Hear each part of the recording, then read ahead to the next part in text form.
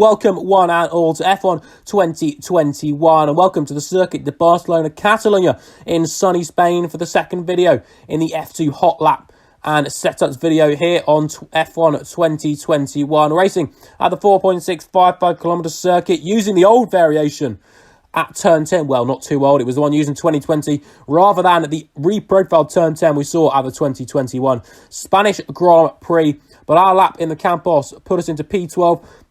A good lap. There was a lot of time to find at the end, I must say. We'll get into that a little bit later on. You're able to see where I lost out massively, but a good lap overall. We'll get into the setup now, though. 11.9 on the aero. Quite hard downforce, especially on the front. Get good turn in. Transmission 6% on, 40% off. That's a really help with corner exit on some of these exits of corners. Front camber, really high. Use -1.1 for the rear. Don't use -1. And toe very high as well. Suspension, the front is a lot firmer than the rear. Let's get a good turn in. And then the rear, nice and soft to help us with corner exit.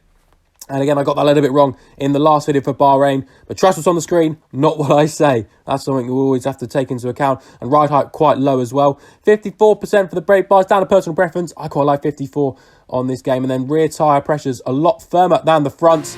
That's to sort of counteract the anti-roll bar settings and suspension spring stiffnesses we are using. Getting into the lap now. Down out of the final corner, turn 16, hurting down towards turn 1. One of the longest runs down towards turn 1. We're going to position ourselves onto the curb a little bit to try and get the best turning we can. Using the curb on the inside at turn 1 and then full throttle for a brief moment. Back on full throttle once again.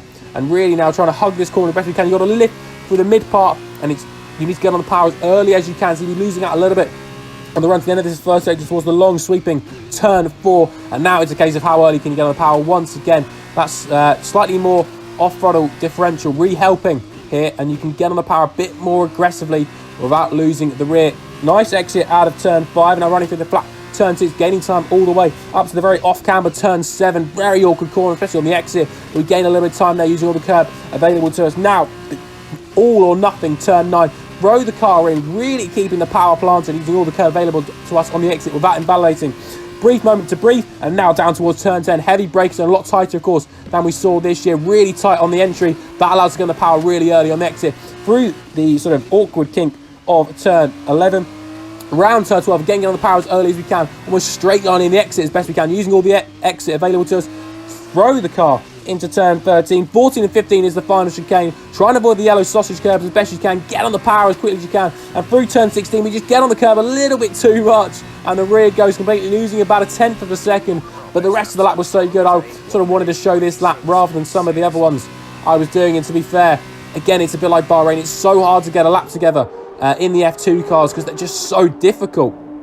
That I thought is probably the best one to show off because the most of the lap was so good. And actually, the little mistake I made is one that's very easy to avoid. But high pressure scenarios, that's just what happens. We'll have a look at the off-board video now. Down towards turn number 1, using all the entry curb available to us. Use the curb on the inside, almost to hook the car around. And now it's just how much speed can you carry through turn 2 and through turn 3. You're going to have to lift. But it's about lifting as minimally as possible and almost as early as possible to try and get a nice power and run through up towards the end of the first sector and through turn 4.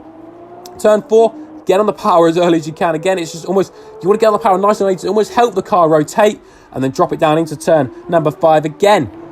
I shift down in second gear and using second gear to help just push the car around, and that allows you to get on the power earlier, gaining time on the exit. Turn 7 and 8, a bit of a chicane almost, and again, using that curb on the exit to try and carry as much speed as you possibly can. Turn 9, all or nothing, using the exit curb and just sort of, again, trying to carry as much speed as you can and getting to full throttle as early as you can. Turn 10, a bit of similar to like turn 5. Use second gear, help rotate the car, and that allows you to get as much speed coming off the exit. Turn 13, or turn 12 I should say, again, almost straight line the exit, get as much speed as you can. That will gain you time all the way down to turn 13. Turn 13, throw it in, get the car back over for 14.